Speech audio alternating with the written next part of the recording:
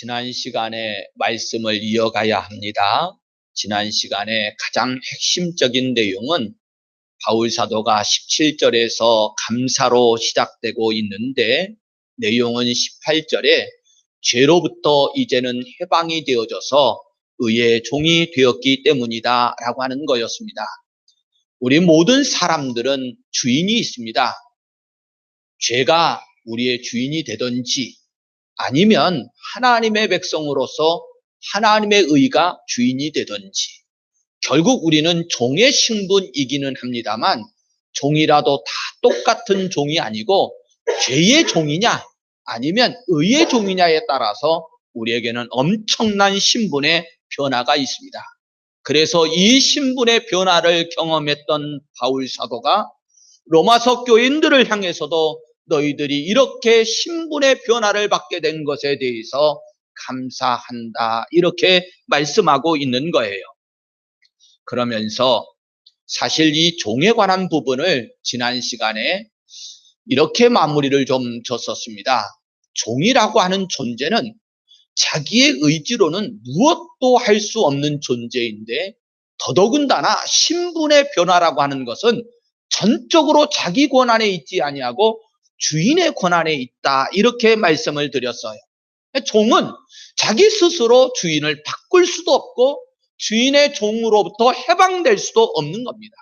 종이라는 존재는 어찌됐든 평생을 종노릇 할 수밖에 없는 처지인 것이지요. 그런데 하나님께서 독생자 예수 그리스도를 통해서 사망에서 생명으로 옮겨주시고, 하나님의 사랑과 예수 그리스도의 구속의 은총으로 말미암아 우리가 죄의 종이 아니고, 그래서 진노의 자리가 아니고 이제는 구원과 하나님의 기쁨과 생명이 있는 의의 종이 되어졌다고 하는 것인데, 너무나도 기쁘고 감사한데 이제 우리가 좀 생각해 보아야 될 내용이 있습니다. 17절 속에 너희가 본래 죄의 종이었다, 이렇게 말씀했지요. 분명히 함께 말씀을 나누기를 우리가 종은 아무것도 스스로 할 수 없는 존재라고 했는데, 그러면 어떻게 해서 이런 변화, 어떻게 해서 우리가 죄의 종에서 의의 종이 되어지는 신분의 변화를 겪게 되었느냐라고 하는 점이에요. 단순한 논리로 우리가 그냥 중심 주제만 깨달아 하는 것이 아니고, 이 말씀은 너무나도 소중하고 중요해서 좀 분석할 필요성이 있습니다. 먼저 간단하게 분석을 해보고 뒤에 좀 자세히 설명을 해보겠는데, 17절 이 한 절 말씀 속에 어떻게 우리가 이런 신분의 변화를 겪게 되었는지에 관한 사항을 정리를 해두었는데, 세 단계가 이루어졌다, 이렇게 정리를 해요.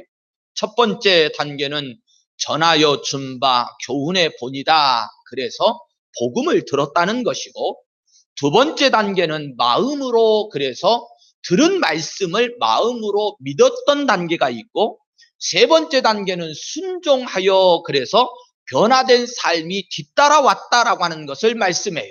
이 세 단계를 통해서 저나 여러분들이 죄의 종의 자리에서 이제는 의의 종의 자리로 변화를 겪게 되었다는 것입니다. 자, 이 부분을 우리가 이 세 단계를 거쳤는데, 저나 여러분들에게 한번 이 말씀을 개인적으로 한번 적용시켜 보시지요. 정말로 나도 이 17절에서 말씀하고 있는 이 세 단계를 잘 거쳐서 변화가 이루어진 것인가?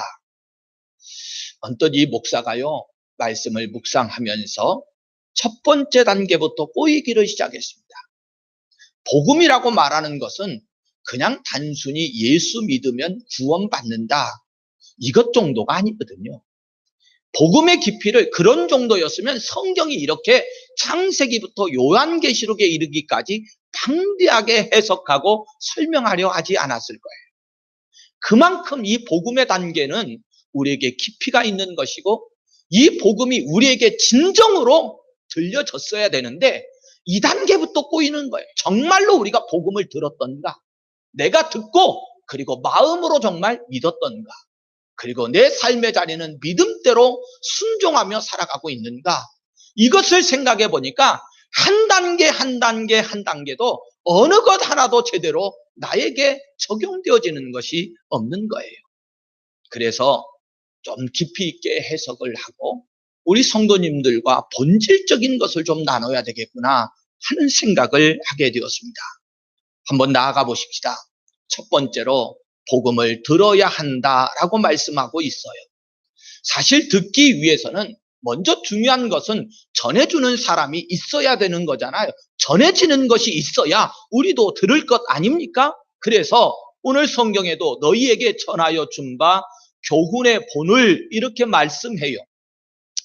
전하여 준 바 교훈의 본을 들었다는 것이지요. 이게 이제 첫 번째 단계인데 10장 17절에 가서도 믿음은 들음에서 나며 들음은 그리스도의 말씀으로 말미암느니라 이렇게 분명히 말하고 있어요.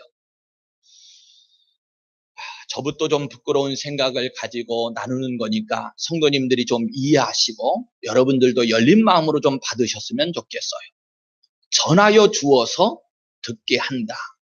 중요한 것은 먼저 전하는 원칙이 있는 거지요. 내가 과연 설교자로서 하나님의 말씀을 선포하고 전하는 자로서 정말 오늘 성경이 말씀하고 있는 복음의 진리만을 전했는가라고 하는 것에 대해서 부끄러운 생각이 좀 들었어요. 두 번째로는 우리 현대교회의 성도들, 아니 방대하게 생각할 건 아니고 우리 군복교회 성도들은 정말로 복음만을 사모하고 있을까? 저들이 복음만을 듣기를 정말로 사모하는 열정이 얼마나 뜨겁게 있을 것인가 라고 하는 것을 생각해 보면서 안타까운 심정이 좀 들었습니다. 사실 현대교회의 강단과 성도들의 성경 지식 사모함 속에서는요, 제 개인적인 해석이라고 생각하지 마시고 현대에 돌아가는 일들을 좀 묵상해 보면, 생각해 보면 복음이 사라지고 있다라고 하는 안타까움이 있어요. 강단 속에서도 성도들이 사모하는 성경 지식 속에서도 사실은 복음이 보이지를 않아요. 교회 안에 있으면서도 복음을 듣거나 알지 못하는 자들이 사실 너무나도 많이 있는 거지요. 에베소서 1장 13절 말씀을 보면 너희도 진리의 말씀 곧 너희의 구원의 복음을 듣고 그 안에서 또한 믿어 약속의 성령으로 인치심을 받았으니 이렇게 말씀을 합니다. 그런데 사도가요, 특별히 오늘 말씀 속에서도 전하여 준 바 교훈의 본이다 이렇게 말씀을 해요. 참 우리 한글 성경의 단점 중에 하나가 이런 게 좀 있는데요. 본이라고 그러면 여러분들은 어떤 생각이 먼저 드십니까? 본받아야 뭐 이런 생각 들죠?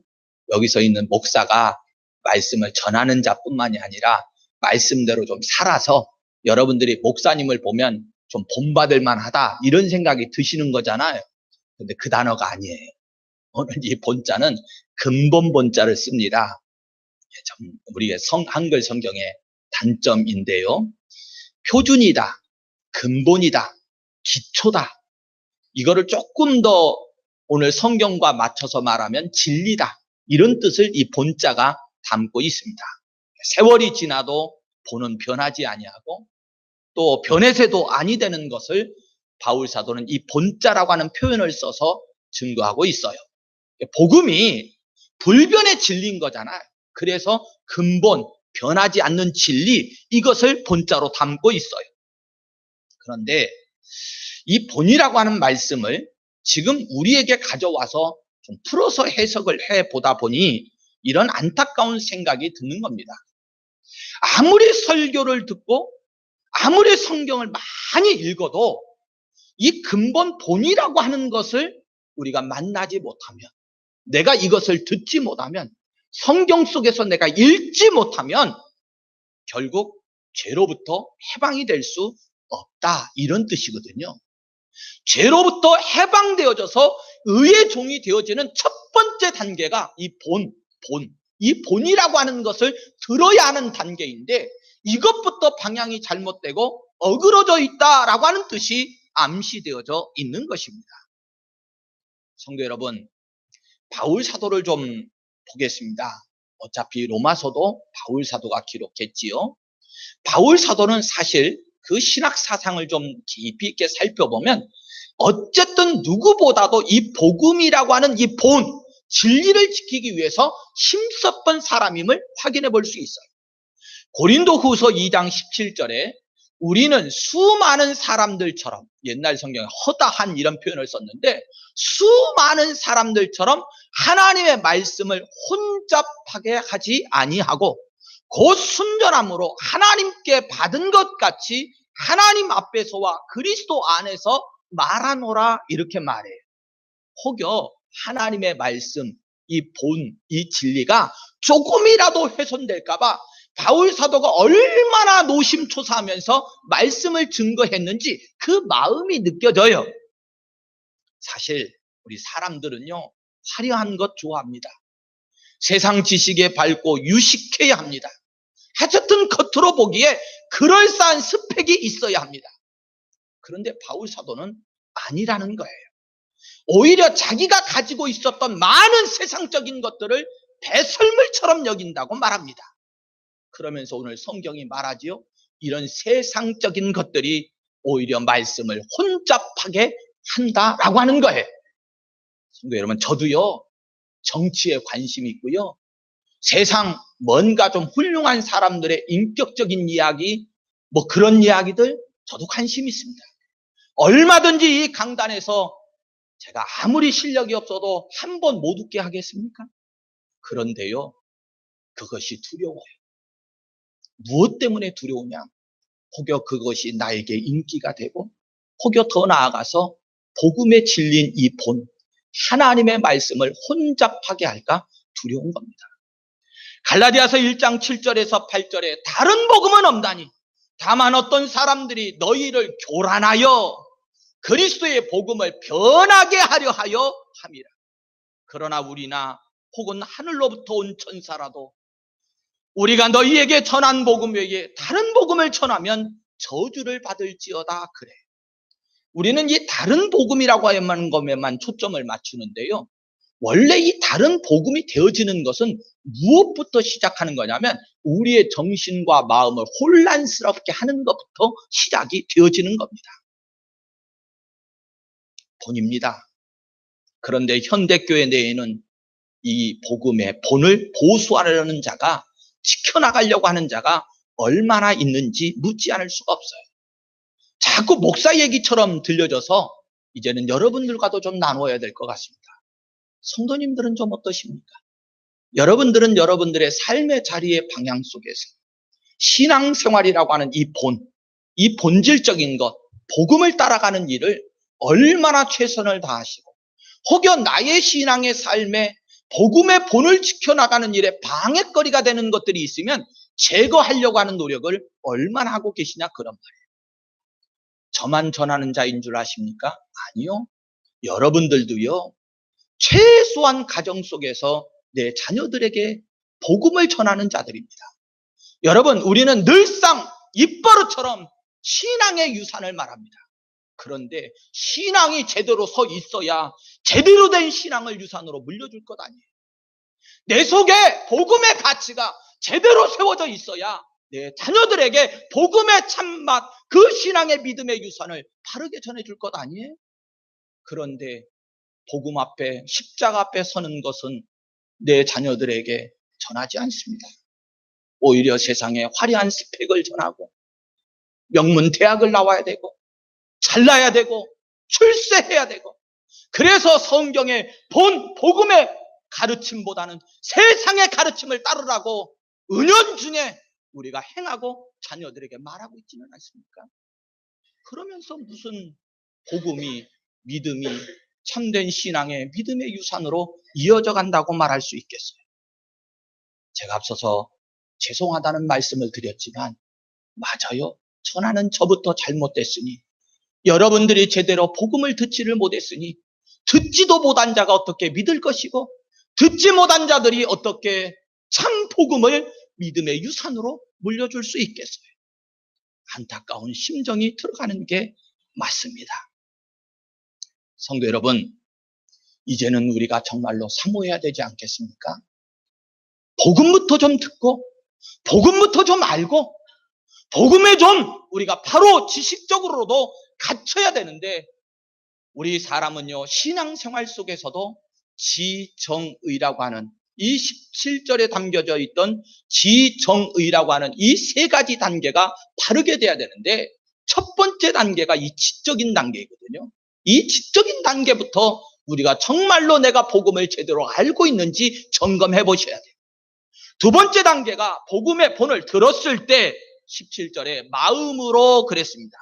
이 마음으로 이제는 믿음이 생기게 된다는 거예요. 10장 9절에서 10절 말씀에도 가보면 내 마음에 믿으면 구원을 받으리라. 사람이 마음으로 믿어 의에 이르고 입으로 시인하여 구원에 이르느니라, 이렇게 말씀하시면서 마음을 강조하고 있어요. 들어서 아는 것을 이제 두 번째 단계가 마음으로 믿는 단계인데, 제가 신방을 준비하고 또 신방에 전하는 말씀 속에서 깨닫는 것이 오늘 말씀과 연결되는 부분이 있었어요. 시편 1편에 보면 복 있는 사람을 말씀할 때에 복 있는 말씀은 하나님의 말씀을 주야로 묵상한다, 이런 표현을 씁니다. 자, 여기서 읽는다는 표현도 아니고요, 많이 알고 있다는 표현도 아니고 묵상한다라고 하는 표현을 쓰면서 하나님의 말씀을 묵상하는 사람이 복 있는 사람이다, 그래요? 이 묵상의 뜻이 뭐냐면 깊이 있게 생각한다, 이런 뜻이에요. 우리가 하나님의 말씀을 받기는 받는데, 그러면서 기도도 하고 전도도 하고 봉사도 하고 여러 가지 신앙생활이 화려하게 전개는 되고 있는데, 정작 묵상의 단계, 오늘 저나 여러분들이 하나님의 말씀을 이 시간 받고 받은 말씀을 얼마나 묵상하고 계십니까? 얼마나 그 말씀을 깊이 있게 생각해 보고 깊이 있게 그 말씀을 묵상하고 있느냐, 그런 말이에요. 복 있는 사람은 하나님의 말씀을 깊이 있게 생각하는 사람이라고 그랬는데, 우리는요, 지식은 많이 가지려고 하는데 그 알아둔 지식을 묵상 깊이 있게 생각하지를 못하는 거예요. 오늘 우리의 신앙의 과정과 덕목 가운데 생각하는 단계, 이 깊이 묵상하는 단계가 있어야 되는 것이지요. 특별히 마태복음 15장 8절에서 9절 말씀에 가보면 이런 말씀이 있습니다. 이 백성이 입술로는 나를 공경하되 마음은 내게서 멀도다. 사람의 계명으로 교훈을 삼아 가르치니 나를 헛되이 경배하는도다. 그러면서 예수님이 책망해요. 다시요, 굉장히 가슴 아프고 뼈 아픈 내용인데, 이 백성이 입술로는 나를 공경하는 것처럼 하지만 마음을 보니 마음은 먼다는 거예요. 아니, 하나님의 말씀을 생각하지도 아니하니 이 마음의 자리나 잡았겠습니까? 멀지요. 딴 생각 속에 살아가요. 더더군다나 그 뒤에 나오는 말씀은 더 뼈가 아픈데, 사람의 계명으로 교훈을 삼아 가르치니 나를 헛되이 경배한다는 거예요.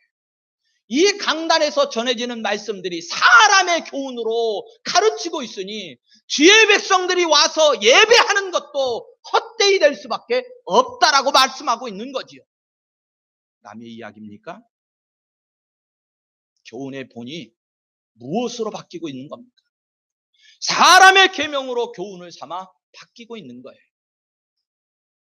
오늘날 복음이 사람의 계명, 화려한 스펙, 성장, 복이라고 하는 것으로 둔감을 해가지고 교회가 막 성장하는 일이면 온갖 세상적인 프로그램을 다 동원해가지고 하고 물질로 막 퍼붓고, 그리고 교회가 마치 성장이 복음의 진리인 양 왜곡되고 변질되고 내 자녀들까지도 그렇게 세상적인 방법으로 가르치고 동원하는 일에 몰아놓고 있는 것이 현실이거든요. 헛된 경배, 헛된 믿음이 가슴을 쳐요. 들은 바 교훈의 본을 마음으로 믿는 것, 다시요, 들은 바 교훈의 본을 깊이 있게 묵상해서 마음으로 믿는 것, 이것이 지정의, 이 세 가지 단계 중에 두 번째 정적인 단계입니다. 그리고 세 번째가 이제 순종하는 단계이지요. 이것은 의지적인 단계라고 말할 수 있는데, 로마서 1장 5절에 가보면 모든 이방인 중에서 믿어 순종하게 하나니, 그러면서 이 로마서가 시작이 되었어요. 그리고 16장 26절 마지막 끝부분에 이르러서는 모든 민족이 믿어 순종하게 하시려고 이렇게 마치고 있습니다. 그러니까 로마서라고 하는 이 복음의 성경을 쓸 때의 처음 목적도 마지막 맞춰지는 결론도 무엇이냐? 순종하게입니다. 저나 여러분들이 순종하게 하시려고 그러면서 시작이 되어지고, 순종하게 하시려고 그러면서 이 로마서를 마치고 있는 거예요. 사실 그럴 수밖에 없지요. 저나 여러분들의 신분이 뭐 이쪽이냐 저쪽이냐를 떠나서 모든 것 앞에, 두 가지 앞에, 이 두 주인 앞에 우리의 신분은 무조건 뭐지요? 종이잖아요. 종. 옛날에는 죄를 따랐던 종인데 이제는 의를 따르면서 하나님 앞에 종이잖아요. 여러분, 종이라고 하는 소리가 들려지실 때 어떻습니까? 종. 괜찮으세요? 여러분들은 저를 뭐라고 부르시죠? 여러분들은 저를 뭐라고 부르십니까? 주의 종. 주의 자는 왜 붙이세요? 그냥 종이라고 하시지. 저는요, 솔직히 종이라는 말이 좋습니다. 예전과 달리 저나 여러분들이 사용하는 지금 언어의 체계 속에서 종이라고 하는 말은 우리 기독교인들에게 있어서는 그렇게 기분 나쁜 소리가 아닙니다. 왜 그렇습니까? 이유가 뭡니까? 주인이 바뀌어서 그래요. 내 주인이 하나님이시기 때문에 하나님의 종이라는 말이 듣기에 불편하지 않는 거예요. 오히려 자부심이 있고 당당함이 있습니다. 예전에는 혹여 어떤 목사님들이나 성도들이 오해를 하셔가지고 목사님한테 종종 그러지 말라고, 에? 종이라고 하지 말고 사자라고 하고 목사님이라고 하고, 혹여 종이라고 붙이려면 그냥 종이라고 하지 말고 지금 여러분들이 말씀하셨던 것처럼 주의 종 이렇게 하라고 그래요. 아니요, 그러실 필요 없어요. 저만 종입니까? 여러분들은 아니세요?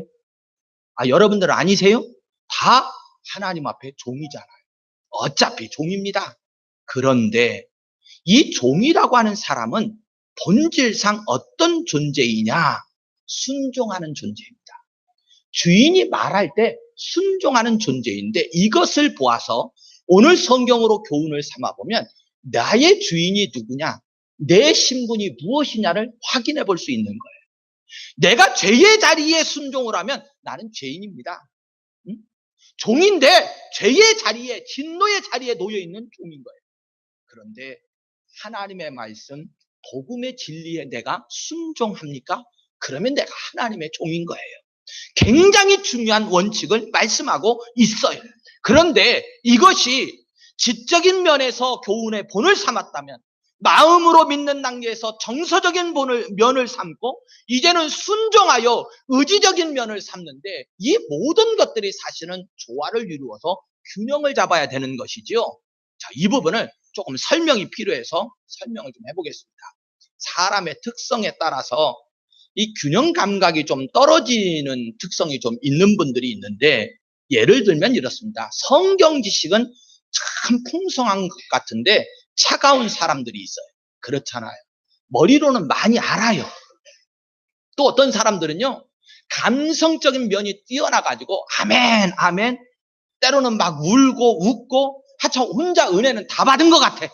그런데 곧 시험이 들고 바닥으로 떨어지고 전락해버리는 사람도 있습니다. 또 어떤 분들은요, 신앙생활은 오래 해서 직분과 연수는 자랑하는데 순종의 열매는 없고 오히려 다른 사람들을 판단하고 상처만 주는 사람들도 있어요. 그렇잖아요. 어떤 사람들은 알기는 잘 알아. 어떤 사람들은 가슴은 뜨거워. 어떤 사람들은요, 판단은 잘해. 그런데 순종은 없어. 하여튼 별의별 부류의 특별한 사람들이 있어요. 여러분, 성경을 많이 알고 있으면 좋아요, 안 좋아요? 오늘 말씀 생각해서 하세요. 무조건 좋은 거는 아니다, 그런 말이에요. 아멘 아멘 하고 소리치고 뜨겁게 막 기도하고 그런다고 하면 좋아요, 안 좋아요? 때로는 좋을 것 같지만 아니요. 순종은 참 잘하는데 이곳에 복음은 없고 자기의 열정으로만 순종해요. 이 모든 것들이요, 어느 한쪽으로만 치중하면, 이 세 가지가 조화와 균형을 이루지 않으면 건강한 신앙인이라고 말할 수 없어요.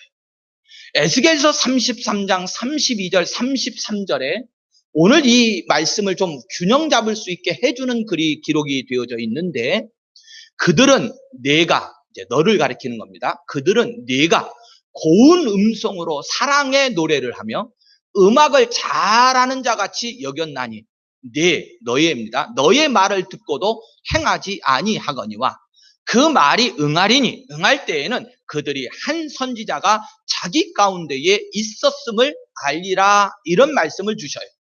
이 말을 풀어서 설명을 드리면, 마치 우리가 하나님의 말씀, 복음을 대하고 신앙생활을 하는 것을 음악 감상을 하듯이 지적인 만족만을 추구하는 사람들, 그런 부류에 속한 사람들이 끝없이 나오는데, 그런 사람들은 오직 뭐만 얘기하냐면 말씀만 얘기하는데 늘 뭔가 새로운 말씀만 받기를 찾아서 헤맨다는 거예요. 뿐만 아니라 감정에만 호소하는 사람들이 있는데, 이런 사람들 가만히 보면 참 조심스러운 게 있어요. 부흥성회나 어떤 찬양 집회가 우리에게 필요하기는 하지만 자칫 잘못해서 우리도 감성만 두드리는 그런 집회, 그런 예배로 빠질 우려가 있어요. 막 뜨거웠다가 마치 바람 빠진 풍선처럼 그렇게 막 다운되기도 하잖아요. 한편으로요, 순종만 강조하는 경우도 있어요. 그러면 우리가 성경대로 표현하면 율법주의에 빠질 우려가 있습니다. 어찌되었던 저는 우리 군복교회, 즉 저도 그렇고 우리 성도님들도 그렇고 이런 부분들은 경계하셔야 된다고 생각합니다. 오늘 주신 말씀이 바로 그거예요. 자, 결론을 좀 짓겠습니다. 18절로 가보면 해방이 되어서 종이 되었다라고 하는 말을 써요. 이 말을 세상적인 단순 논리로 가져오면 틀린 말입니다. 아니, 해방됐는데 어떻게 또 종이 돼요? 그렇잖아요.